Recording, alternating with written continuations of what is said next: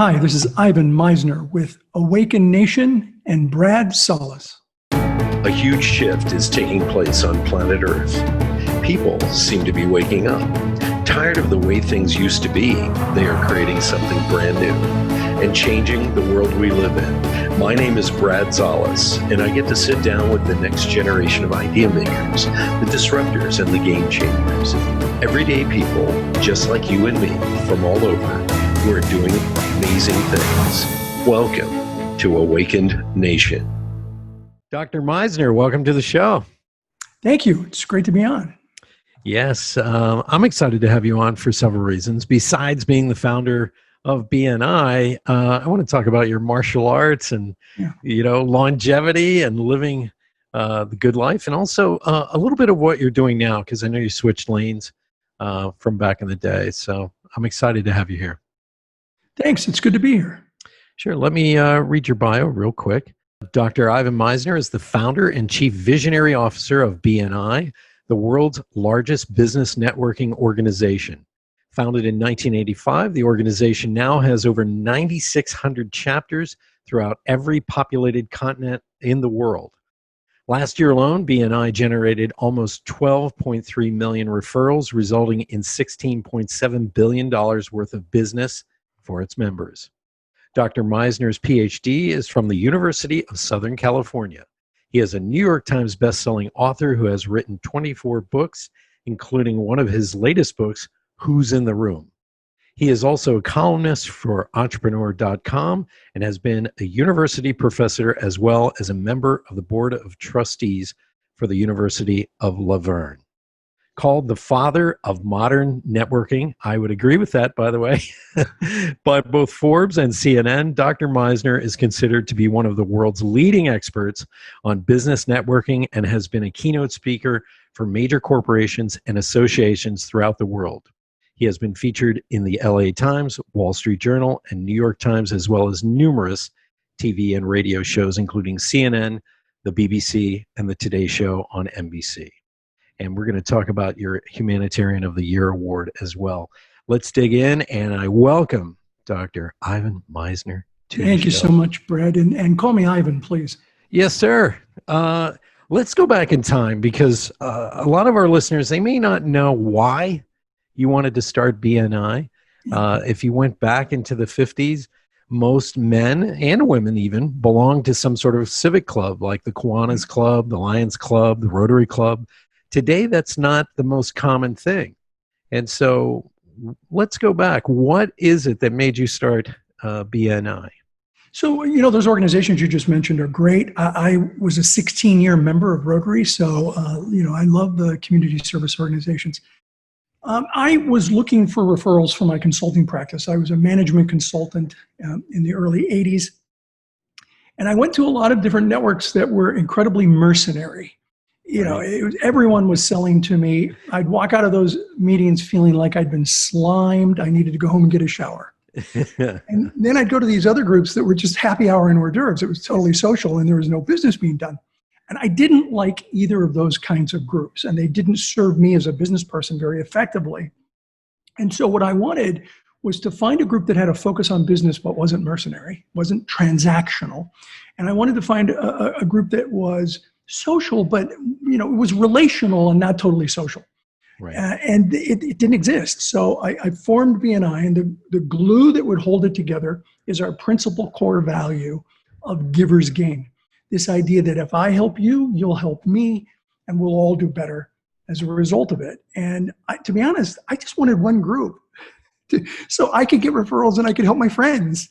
Right. And people came and asked if I would help them open up a second group and then a third group. And then, at the end of the year, we had 20 groups without trying.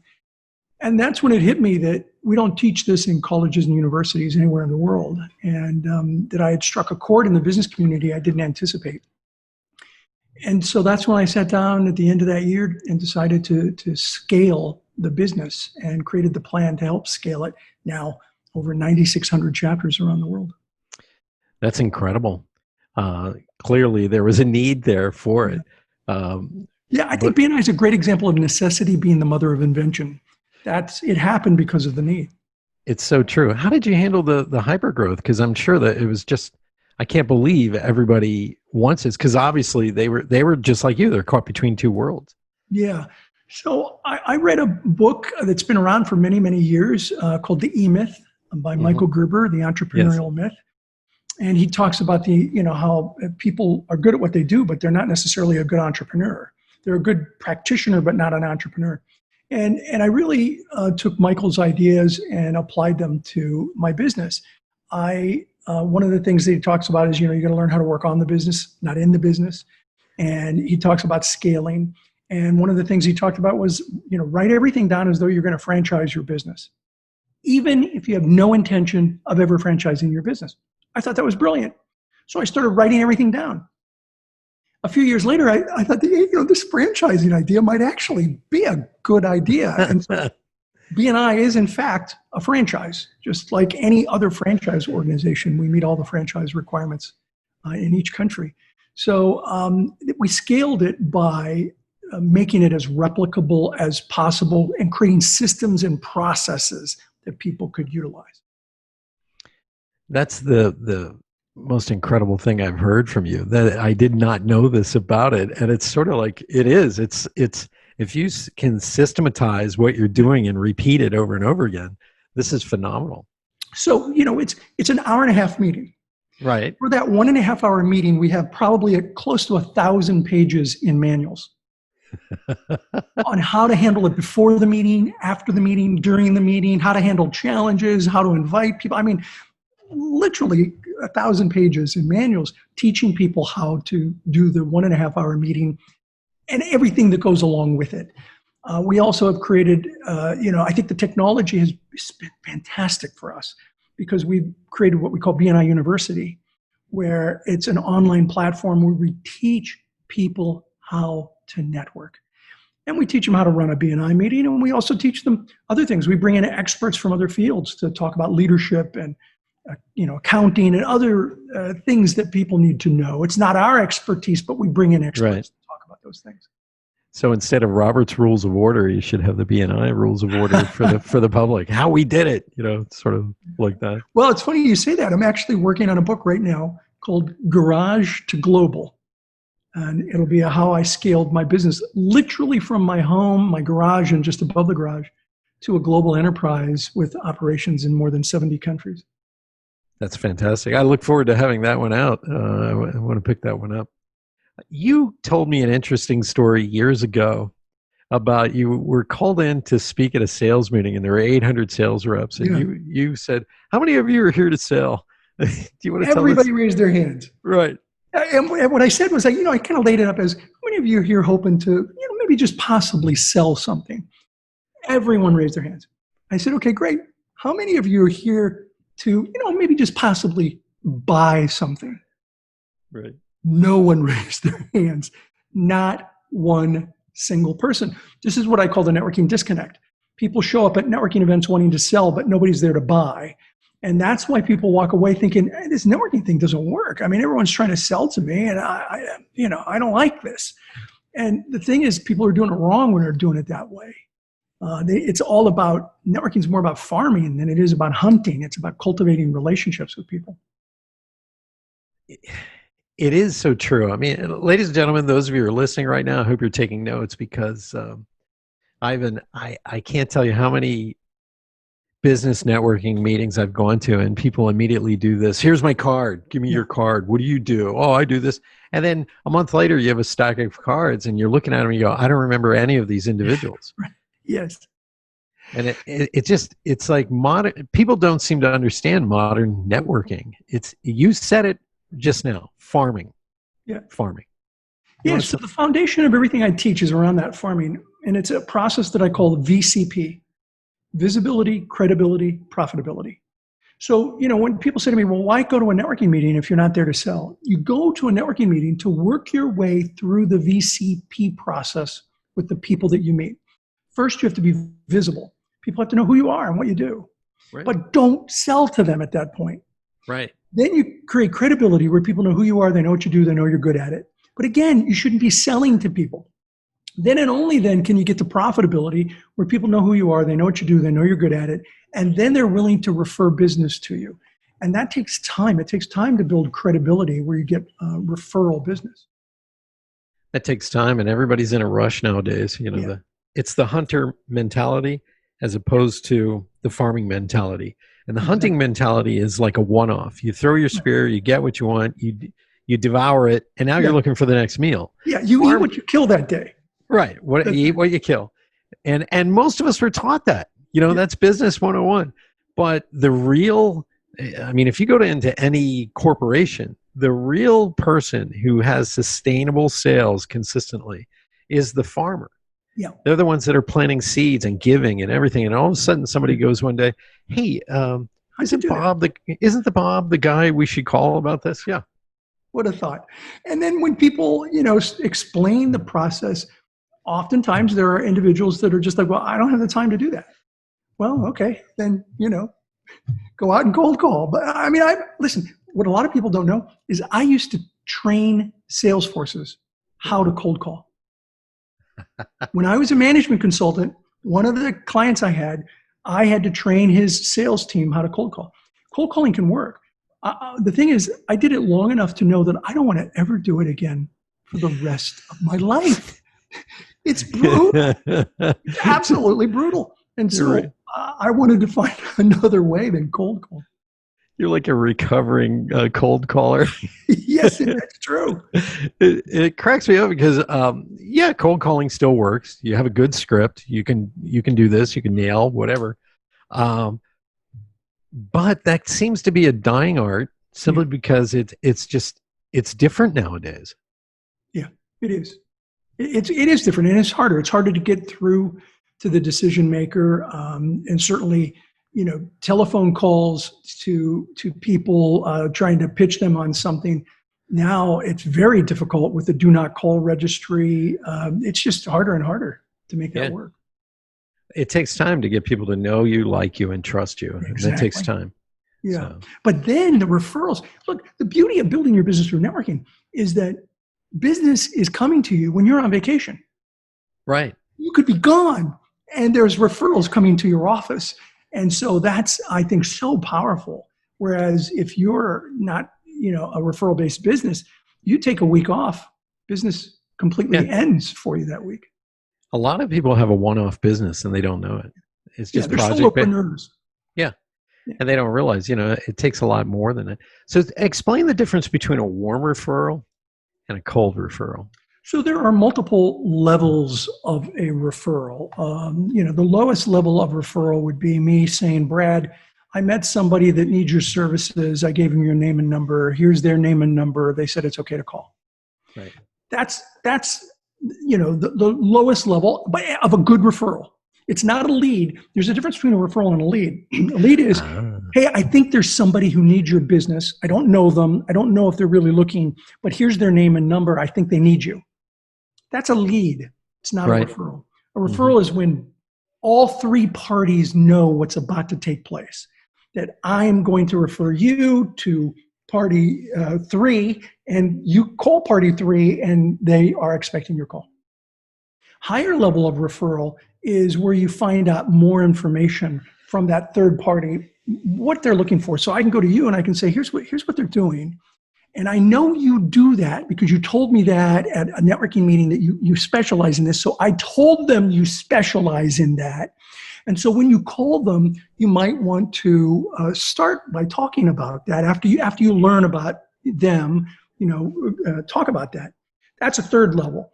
If you want to go to a top level referral, and these are rare, but they really do work well, is where it's like, Brad, I'm going to go see this guy next week. And he said he'd love to meet you. Why don't you come with me? And I actually introduce you to him. Or do a 3-way phone call or a 3-way Zoom call where all 3 of us get together and have that conversation. Generally speaking, those are the highest level of referrals because you may have no credibility with that third party, but I probably do because I have a relationship. And so what happens is some of that credibility rubs off me onto you so that you go into that conversation with a little credibility off of my relationship with them. Right. Friends referring friends. Exactly. On a subconscious level, we pull out our checkbook for people that we think could potentially be our friend. Because we like to do business in a smoother way than some people. Yeah. And I think this is excellent advice for everybody. So I got to ask you, it's like, what did you do after you created this mega, networking group? It kind of felt like, wow, I can't believe this just happened, right? Well, it was look, I'm a 20-year overnight success. It took me 20 years to really build a global company. And, I worked really long hours and, mortgaged my house multiple times. People look at someone who's achieved a level of success and they think, wow, they're lucky. Yeah, I can tell you how to be this lucky, get several college degrees, mortgage your house a few times, write 20 books, work 60 hours a week. You can be that lucky too. So it took a while. But for many years, I was sort of the, King Thoden leading the charge, and really running the business. Today, I don't run the day-to-day operations anymore. I'm more like Colonel Sanders than King right. Thoden. You're a figurehead now, but Yeah. a legendary figurehead, I would say. I know you probably don't like that word, but Thank you. yeah. I sort of, I do the content spokesman for the company. That's my role now, and I absolutely love it. I think an entrepreneur is either working in their flame or working in their wax. And when they're working in their flame, they're on fire, they're excited, they love what they're doing. You can see it in the way they behave, you can hear it in their voice. When they're working in their wax, it takes all their energy away. And you can see that in the way they behave, and you can hear that in their voice. And so I've always tried to reinvent myself as needed to be constantly working in my flame. I love that. Either working in your flame or working in the wax. That's excellent. What do you recommend for people today when it comes to networking and building their business through networking? So first is I recommend that they diversify their networks. And it's interesting that people are often surprised to hear the founder of BNI say, you got to go out and be in a couple of different types of networks. I recommend, you mentioned service clubs, Rotary, Lions, Kiwanis. I recommend that someone participate in a local community service organization. Their focus is not business, but they build relationships. And when you build relationships, people do business. I also recommend something like a Chamber of Commerce.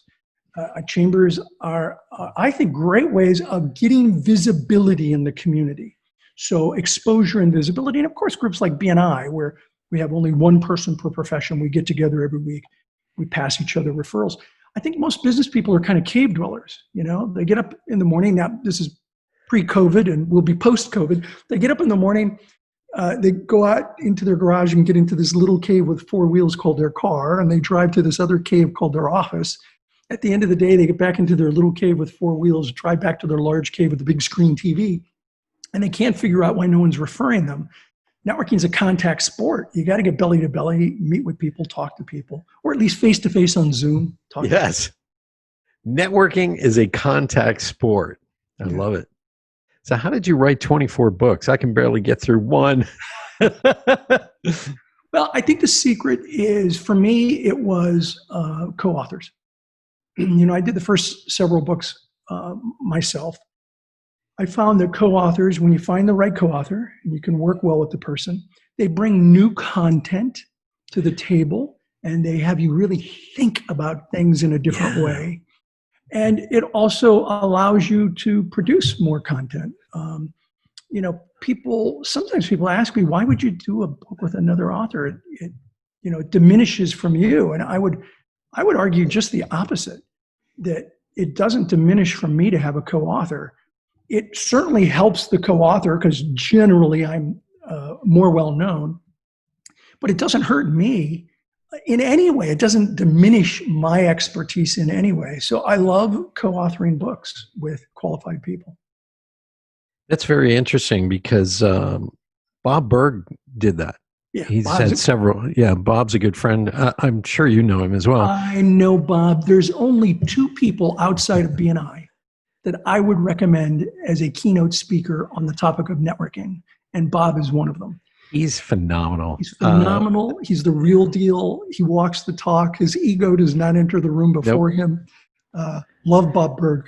Endless Referrals for those of you. Now, I've written a bunch of books on networking, but the first book I'm going to mention is Bob Berg's Endless Referrals. Very good book. Well, he teamed up with John David Mann, and they've created the New York Times bestseller series, The Go-Giver. Yep. And just a phenomenal read. And you're right about Bob. He lives his brand. That's what I love about him. And when we did season 1, I asked him to be on the show, and he was right there. He was like our third or fourth interview. So love Bob. I met him in 2013 at a Think and Grow Rich Summit where we were both guest speakers. And he was just phenomenal on stage. Just phenomenal. Love I've heard him speak. I've met him a number of times. Years ago, we invited him over to our house for dinner when he was in LA. I used to live in LA. And so I've gotten to know Bob well. He's a good guy. Tell us about who's in your room. You just wrote this, right? Yeah, about a year and a half ago. Nice. And it hit a bestseller on Amazon. So here's the concept of the book. Imagine you live your life in one room. Right. And that one room has one door. And that one door is an enter-only door. So that when people come into your room or into your life, they're there forever. You can never get them out. Now, luckily, it's a metaphor. But if it were true, would you be more selective about the people that you've let into your life? Heck yeah. It's what everybody says. So our question is, then why aren't you? Why aren't we? Why aren't we more selective about the people we let into our life? Well, people say to me, well, I can get them out of my life. I can get them out of my room. Well, let's think about that. What I want you to do, Brad, is think about somebody who got into your life and you got them out and you wanted them out. You got them out. I want you to think about why you got them out. I want you to think about what they did to you as to why you wanted them out. Now, I'm not going to make you name who that is, but do you have somebody in mind? Yes. I want you to think about one. And if you're listening to this, I want you to think about a person as well. Why were they toxic or difficult, or why did you want them out? And think about something they did. You got it? Yes. So if they're still in your head, they're still in your room. And they will be for the rest of your life, because you will make decisions in the future based on the past experiences you had, both good and bad. And so when someone comes into your life or into your room, they are one way or another there forever. Wow. So how do you get better at screening people that come into your life?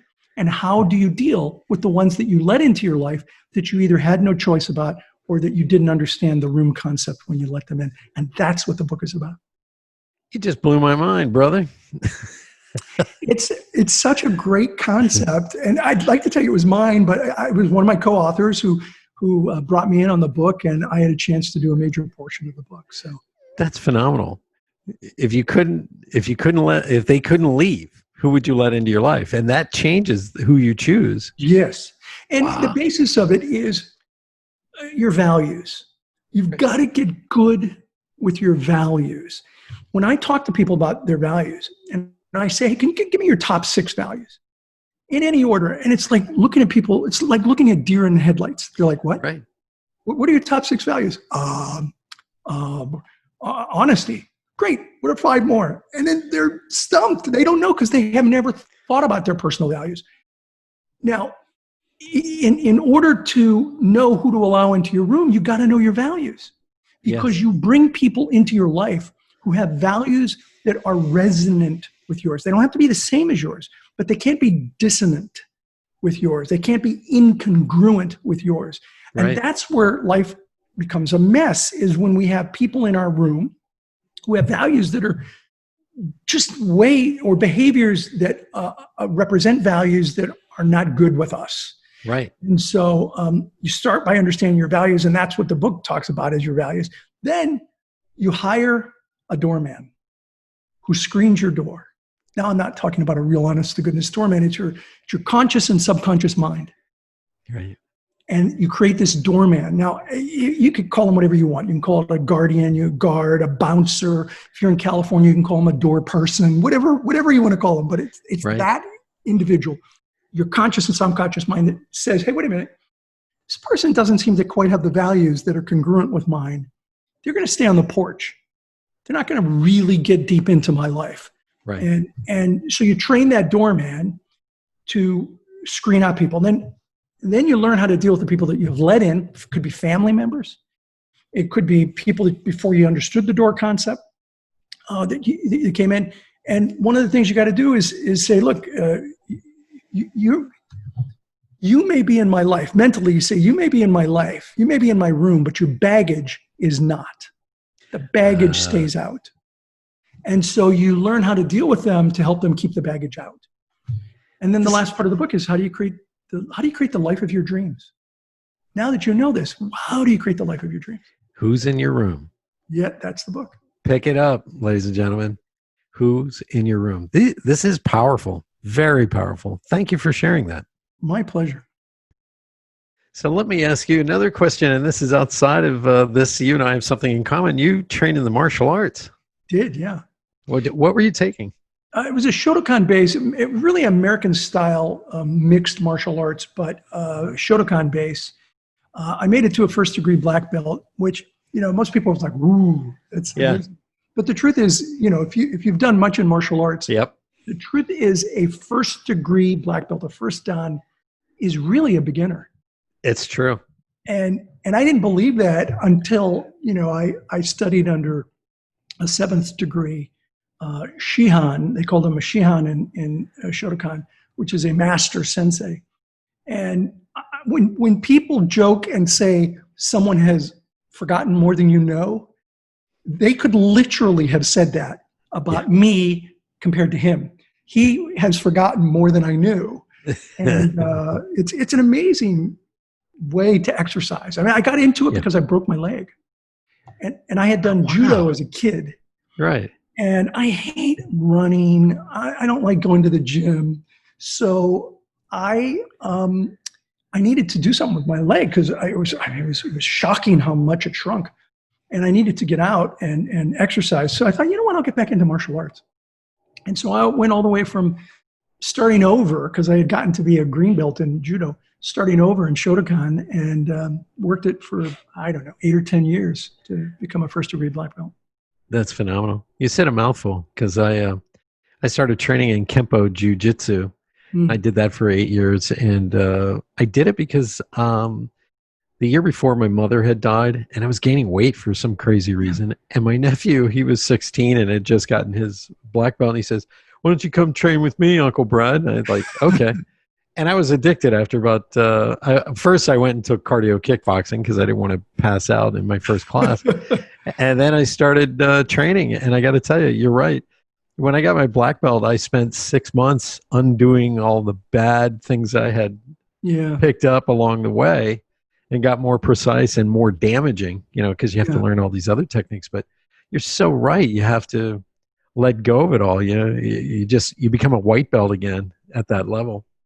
Well, and to me, the most dangerous is the brown belt. Oh, yeah. Because the brown belt thinks they know a lot. And I was there. I was that guy. They think they know a lot, but it takes at least that one more degree to kind of get just to the point where you know how little you know. Yeah. Well, brown belt. I have a couple of martial arts stories I use in my presentations because they're not just martial arts. They can be used in life. There's so much you learn in martial arts you can use in life. It's so true. But brown belt is the beginning of when you flow. Yeah. You stop like, okay, I have to raise my arm. Now I have to lift my leg.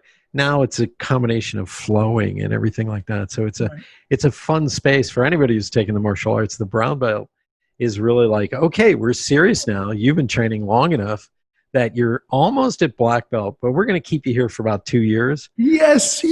And you gotta get good before we hand out these black belts. And there were 3 levels of the brown belt. I don't know if they were in your system, but there was 3 levels for us. Yeah. Same here. I almost passed out at my last brown belt test. That's how intense it was. And I thought it was me. And I asked my other training partners, like, oh no, I had to lock my knees. I thought I was going to pass out. Yeah. But yeah, it is great exercise and a great sport. This is fantastic. I love it. So what are you doing today? I know you transitioned and now you're figurehead with BNI, but you were doing some marketing as well, I believe, and doing some other things. No, it's BNI is my full-time gig. Nice. Now, very few people know this, but I actually have a business that's run longer than BNI, but I probably spend 5% of my time on it. I started a real estate investment company back in 1982, so 3 years before I started BNI, and it's still around today. But Wow. I spend very little time in that business. All my time is really in BNI. I do have a little coaching program called Ivan's Inner Circle. So that might be what you're thinking about, ivansinnercircle.com. And I donate 100% of my royalties from that to the BNI Foundation. So I just do it for fun. Right. Because I love coaching people. I love teaching people. I can't teach. I taught for almost 19 years at a university. But I travel, not right now with COVID, but I traveled so much I had to give up teaching, and I really hated that. So Ivan's Inner Circle is a way for me to help keep that going. It seems like it's part of your soul. Yeah, I love to share my bad experiences and my good experiences. It's fun to tell people what mistakes you made, because they just assume you didn't make any really big mistakes if you've achieved some level of success. But I think that that's part of the process of achieving success, is making a lot of mistakes. Did you ever have any doubts along the way? Big picture, no. Little picture, yes. In other words, I wonder if I can deal with this issue. But I always felt that, I always had a vision that BNI could be something amazing. I remember in 1986, just a year after BNI started, I remember telling some people, I think BNI, no, you got to understand, we had 25 chapters when I said this. Right. 25 in one state. And I said to him, I think BNI can have 10,000 chapters someday. I remember one guy looking at me and going, oh, well, it's good to have goals, Ivan. Very good to have goals. Yeah, that's when your friends look at you and go, hey, good luck with that, buddy. Yeah. I've known you since we were kids. Yeah, good luck. Good luck. And now here we are with 9,600 chapters. In the next year, we might hit 10,000. So close. That's awesome, though. If you hit 10,000 next year, whoa. Yeah, that'd be I'm amazing. really impressed. That's legacy. That really is legacy there. How do we get a hold of you if we need to get a hold of you? Oh, you can get a hold of me through my blog. I have a blog that I've been doing 2 entries a week since 2007. Wow. Yeah. If nothing, I'm persistent. IvanMisner.com, MISNER, IvanMisner.com. And of course, BNI.com is anyone who's interested in visiting a chapter can go there. All of our chapters at this point are meeting online. We did a quick pivot from in-person, can you imagine 9,600 in-person weekly meetings? Yeah. To pivoting online. And it's really saved the company. And we still have all of our groups. And when COVID is over, many of them, if not all of them, will go back to meeting in person. This is fantastic. Talk about pivoting. So many people have had to shift their business models overnight. And I love the fact that you've been able to do it. Any success stories as far as members of BNI just like shifting really quickly? And incredible stories. I'll give you 2 quick ones. One was a furniture reupholstery store. Right. And of course, not exactly an essential business. And she had to lay off all of her employees, furlough them. And she was brainstorming. One of the things that we've been telling BNI members is, this is an opportunity for you to go deep in building relationships with other BNI people and look for what opportunities are out there, because opportunities are out there. Yes. And so she talked to some other members, and they said, well, you got a lot of cloth, don't you? And she said, yeah, I got a warehouse full of cloth. They said, well, have you thought about doing masks, COVID masks? And she said, I never thought of that. And so she went back, she made 100 masks, gave them all away to BNI members, and said, I gave a couple to everybody. Would you give one to a nurse, to a hospital, to a nursing home? And if they're interested, have them contact me. She's now in the COVID mask manufacturing business. and brought back her employees. It's just an amazing success story. Here's another one, even quicker. In Australia, we had a brewery. They brewed beer. And of course, for a certain period of time, a lot of the bars were closed. Right. Wasn't able to really make the beer. And someone said, "Hey, you got a lot of alcohol. Have you thought about doing hand sanitizer?"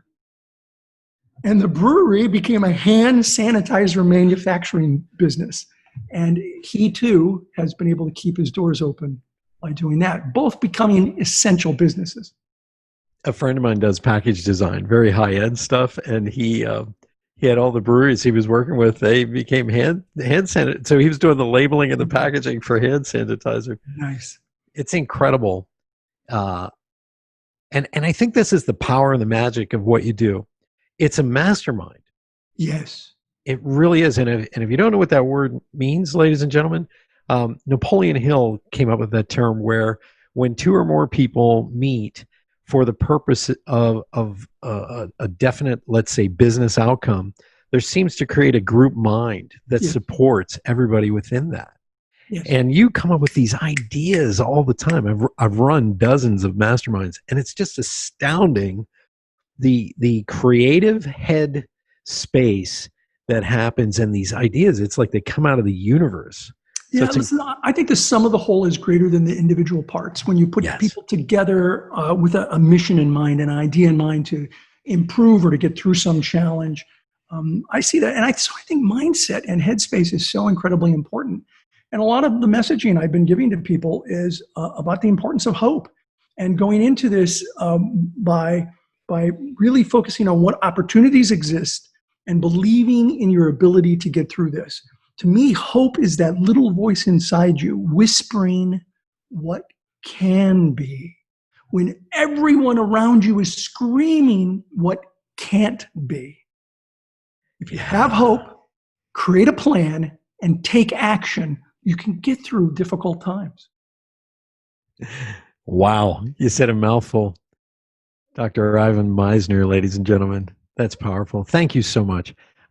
We are going to go into the lightning round of the show. I'm going to ask you 3 questions and answer the best you can. But it's a chance for you to let your hair down and just kind of let us know a little bit more about who you are. And so I'm going to ask you, what should we know about you that nobody knows about you?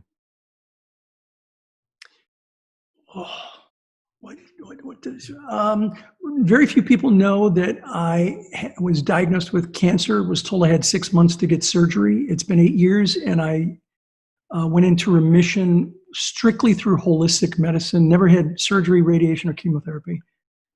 Did it holistically. You and I have a lot in common. My father was a chiropractor, so I've studied the holistic medicine for years, and fantastic. Good for you. That's exciting. I did write a book on it, but it's not my wheelhouse. The book is called Healing Begins in the Kitchen. That is smart. That's the way to do it. My second question is, what is your favorite memory? My favorite memory would be, it's funny, I was just talking about this today with my wife. I've been married 31 years. I met my wife in BNI. Fantastic. She was a member. It was the best referral I ever got. Congrats. Our 25th wedding anniversary, we spent almost 2 months in Paris, and I worked for BNI while I was there, but we took some time off. And on our anniversary dinner, we tried to figure out what great restaurant we want to go to. And we waited too long so that we couldn't get into the really good ones. And we said, what the heck? Let's just make ourselves a dinner. And we were on a balcony that overlooked the Eiffel Tower. Oh. And we made, and I'm not a good chef. My wife is an amazing chef. I burn water, but I was her sous chef. We made the most romantic dinner on a table on our balcony overlooking the Eiffel Tower with an amazing Burgundy wine and some incredible food. It was the most incredible dinner we've ever had on our 25th wedding anniversary. Hear that, guys? Ivan Misner just upped your game. Oh, my last question is, when you leave this earth, what do you want your legacy to be? I think your life is your legacy. Yeah. No more, no less. It's how you show up in the world. I think, we all have people that are in our story. I could talk about people that made a difference in my life. Right. But I think the most important thing is not who's in our story, but whose story are we in? Yeah. Whose life have we made a difference in? And to me, I hope that I've made a difference in enough people's lives to make life just a little bit easier for them. A little bit easier, a little bit better. Yeah. Yeah. It's whose story you're in, not who's in your story. Ivan, thank you so much for being on today's show on Awakened Nation. Thank you, Brad. I appreciate you having me. You bet. Ladies and gentlemen, tune in next week as we have another extraordinary guest here on Awakened Nation. And season 3 has turned out to be exemplary. I've been kind of blown away at the guests we've had, including Dr. Ivan Misner here. Thank you so much. All right. Thank you, Brad. Thank you so much for being a big part of the Awakened Nation movement. This is how you can help me and our extraordinary guests. If you guys enjoyed this episode, please share it out on Facebook, Twitter, and Instagram. And let's grow this movement by word of mouth. Our success will be because of you. Thank you, and see you next week.